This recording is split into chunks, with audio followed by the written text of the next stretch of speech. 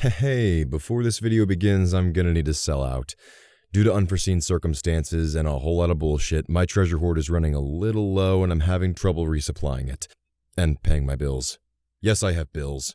So if you want to add your pretty shinies to my hoard and help make this channel sparkle a bit more, and pay for Shade's belly not to go empty, I've opened a Patreon. Sorry, I know everyone does this, and trust me, I had no intentions of asking for more than your viewership in the first place. And I still don't. As a Patreon, you'll get unique rewards for donations, and I promise you'll only be charged per review, so once a month at the most, but never more than that. For $5 or more, you'll be given a spot in the opening credits like you see here, and you'll get that for every tier. For $10, you can get me to record audio of something for you, and for a whopping $20 per review, I'll work with you personally to decide on a review of anything you want. Within reason. I won't do porn. Or maybe I will. Fuck, I don't know. I'm desperate. So join today, if you want. I really, you don't have to. Anyway, I've wasted enough of your time. On with the review, and I promise I won't be whoring out like this constantly. It's been over a year since I began semi-consistent uploads on this channel, and over 900 people have joined me in doing what I do since. I'm here because so many of you wonderful people wanted to give this awkward, lonely dragon a chance, and to those who stuck around, I'm forever in your debt. The first official video I posted that started my overall reviewing format was, of course, my In Defense of I Will Survive video, which currently sits at over 2,000 views. Fuck. Looking back, I'm still content with how the video came out, and of the few things I really talked about, I will stand by what I said, even if my audio and mixing was absolute fuck. The funny faces you'll find distract from the major message and emotional tension a lot. To recap, in I Will Survive, Nick gets Judy preggers and Judy wants to bin the baby. Nick goes full Catholic and Judy is hurt. Nick says some messed up shit and Judy clocks Nick with one of them open-handed fists, sending him flying into the coffee table. Nick is about to walk out after his partner assaulted him, but not before he begs Judy to give it another thought. She's firm she won't and the two part ways. Oh, and something Arby's. Okay, seems pretty cut and dry. Judy and Nick are both being written as stuck in their ways, even a bit selfish, and despite the comic unintentionally shaping Nick as the voice of reason and the right one in what is a very complex argument, there's no intended bias toward either character's opinion in the matter. Honestly, while the first one left a little bit of a bad taste in my mouth, I'm kinda anxious to see what Borba did to improve and develop his versions of these characters. How will they change? What will become of Nick and Judy's relationship? Will Judy go through with the abortion?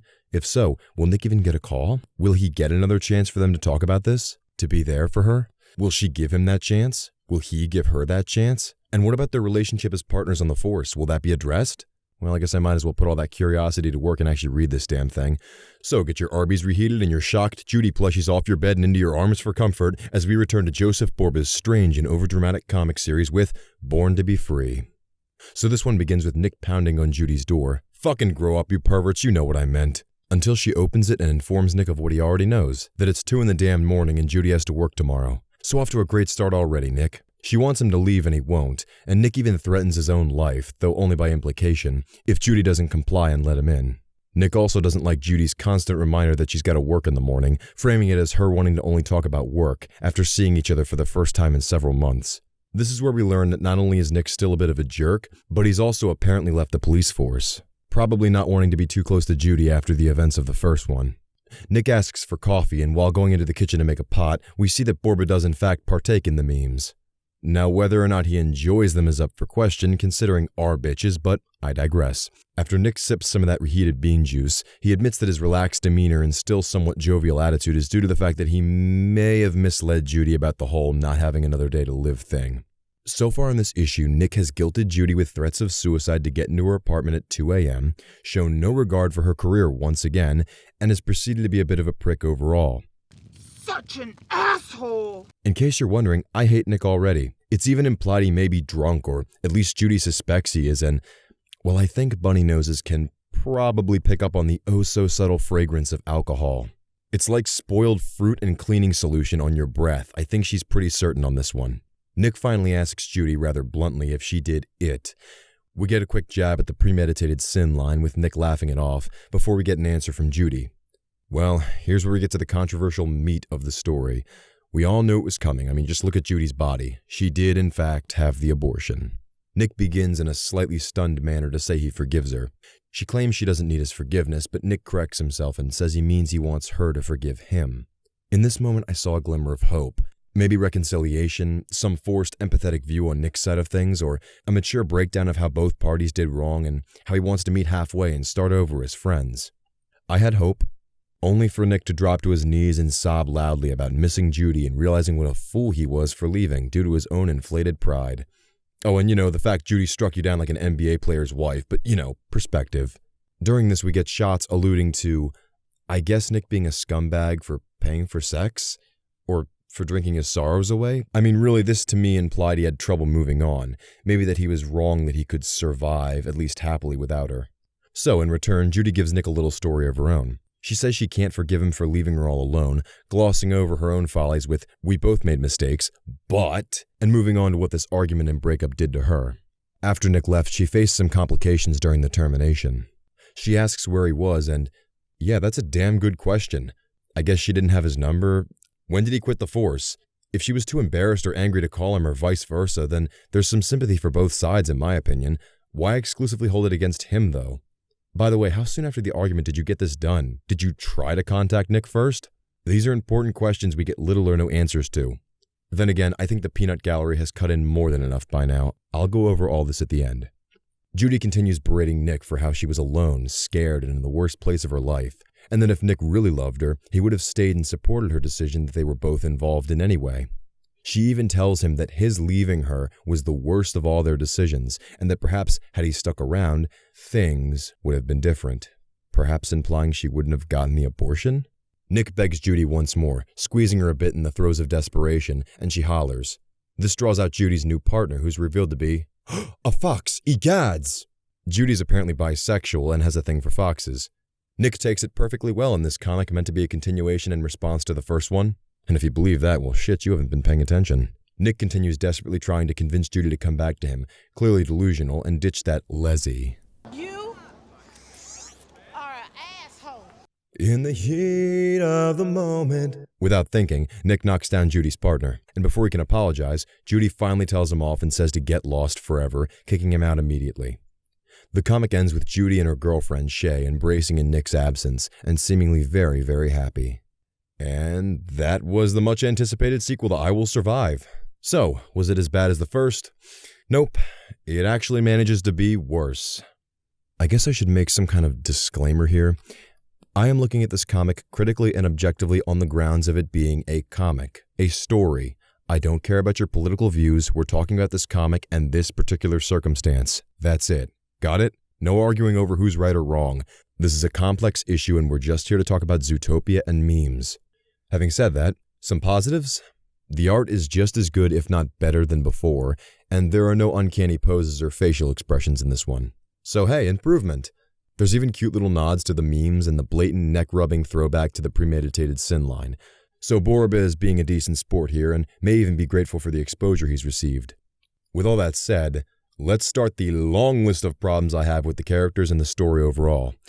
Nick and Judy weren't in character in the first one, so I didn't expect that to change. Their personalities were far more stubborn and negative this time around, though. Both of them seem kind of petty and selfish, but one step at a time. The conflict. Continued from last time, Judy and Nick haven't spoken or even made an effort to. Nick's potentially drunk or at least buzzed enough to come over at 2 a.m. So Judy hasn't spoken to him at all, and Nick is choosing a terrible time and being very forceful about getting inside. Already off to a bad start, and it only gets worse as Nick guilts Judy by alluding to ending his own life just to gain entry. Then Judy callously lets Nick know what she's done with no sympathy at all for him, partially perhaps in response to Nick's attitude, but still, this was his kid too. This alone to me makes them both unlikable, but it gets worse. Judy says she doesn't need Nick's forgiveness, and as asinine as what Nick implied with his offering forgiveness in the first place is, I don't think Judy was completely correct here either. This was Nick's kid too, her body or not.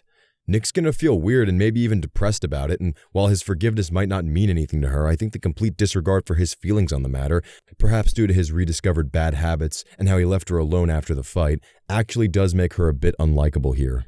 Judy badgers Nick for not being there for her and keeps reminding him that it's just as much his fault she got pregnant, despite some of her final words to him being literally my body, my rules, and that she wasn't going to change her mind on this. Furthermore, blaming Nick for walking away as if he should have stayed, You were firmly against changing your mind or even really discussing this and struck Nick over the subject. Regardless of whether leaving was the right choice, regardless of whether he contacted you, I think this is still up in the air. It's certainly no reason to condemn Nick as if he had no good reason to leave. So say whatever you want. Nick is still more of a dick here. For being so unsympathetic and barging back into Judy's life like he did, he came across very pitiful and rude. But Judy wasn't much better either. And thus her happy ending here leaves you with a familiar feeling of bias from Borba, though this time in the other direction.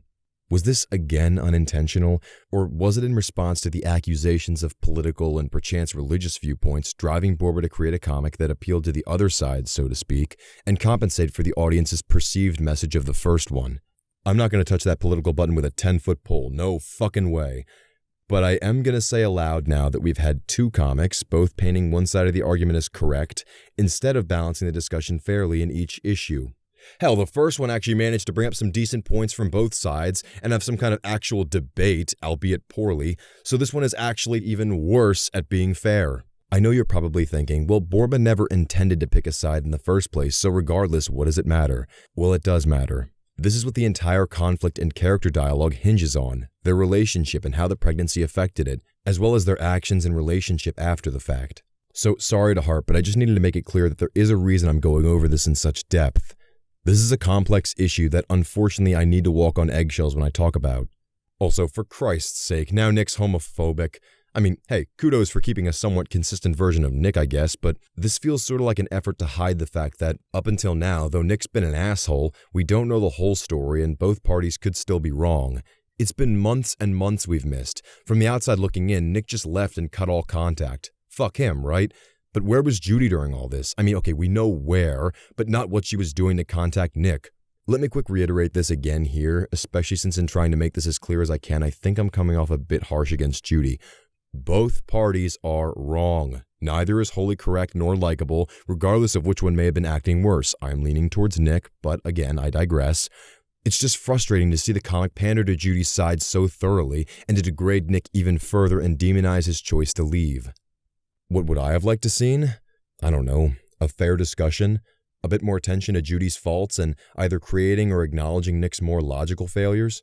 Make it clear he left the force because he despised Judy despite her trying to convince him otherwise. If you're going to make Nick look bad, at least do it right. Finally, I would have enjoyed them perhaps not reconciling, but Judy forgiving him and Nick leaving on his own terms. Why? Because it shows he's stuck in his ways and he won't change. He's leaving her again. He's choosing the same path as before in the face of Judy's new life and new outlook. In some way, perhaps it's better and a more direct way of showing Nick's weakness, his pettiness and how he holds a grudge. I don't know, it's an idea. One of many others I could throw around, but the comic is as it is. And honestly, while I still defend the first as a standalone exercise in drama with a solid C, maybe C-, this comic doubles down on the worst things the first comic had to offer, and if it weren't for the lack of relevance, I doubt this one would have fared much better publicly. Regardless how you feel or what I think, we all know it's characters that drive these dramatic slice-of-life stories, and unfortunately this one is just too frustrating for even hardcore Zootopia fans to enjoy. The characters are unlikable, and without the uncanny artwork that removes you from the story, it's actually less enjoyable. If you like stressful, unbalanced, and, at best, lackluster writing but good artwork, then this'll do you well. Otherwise, this story isn't even worth defending. Sure, I will survive, but boy is it gonna hurt. Thanks for watching, guys. Cheers. Huh? What do you mean there's another one? Where? His website? No, I'm not reviewing it. No. Even when it's finished, I'm not doing it. I'm already going to get flack for talking about abortion and not picking a side. I am not. Okay, fine. I'll think about it. But you listen here, Wall. I am not going easy on it. Gee whiz, you spend 3 days in a booth recording one line and suddenly the walls can talk like this is Pee-wee's penthouse. I'm going to go before I start getting into fistfights with my desk chair. Peace, guys. You know that feeling like you're dreaming? You're afraid to go to bed because you think if you wake up, everything good that was happening to you and all this stuff you can't believe happened really didn't happen. That's what you're worried. That's how it feels right now because we just passed 900 subscribers and we're at like 925 as of me recording this. I mean, I have no words. I'm running out of ways to say thank you because I set these realistic expectations and you beautiful people keep blowing them out of the water. I mean, holy shit. Oh my God. You know, I'm adding this after the fact. I've already started editing, but I actually noticed, I'm almost done now, but while I was editing, I actually noticed that there's a small issue. In this comic, Judy actually doesn't completely vent everything to Nick. Some of the stuff about the pregnancy and, you know, what happened to her after they broke up was saved for once the wolf Shay comes out of the bedroom. They start talking about their relationship that turns Nick hyper Christian. No, she's a leslie. That's another thing. I also said lesbo instead of leslie. I don't know if I pointed that out in the video. I might change it. I've got time, but yeah. So it was a small mix-up. It doesn't really affect the story overall, but I just thought, you know, somebody would notice and say, hey, you did the comic out of order. I know, but I mean, it doesn't ultimately affect anything. And honestly, you know, even presented in the order it was in, it didn't add a whole lot, did it? I mean, honestly, it's still just a really messed up story. But anyway, that's enough rambling out of me. Thank you so much for 900 subscribers, and I'll see you in the next one. Thank you so much. Oh, and thank you for the beautiful artwork. I've gotten artwork enough for every single video since I started. I mean, who gets fan art at under 1,000 subscribers like this? Thank you so much. You guys give me a reason to get up in the morning. You seriously do. I'm not even kidding. This is, wow. I don't know what I'm going to do for 1,000 subscribers. I really don't. So if you're listening to this message for whatever reason, I don't know if you stick around to the end, honestly, but seriously, if you have any ideas for 1,000 subscriber video or something, please let me know. And I guess I'll see you in the next one. Thanks, guys.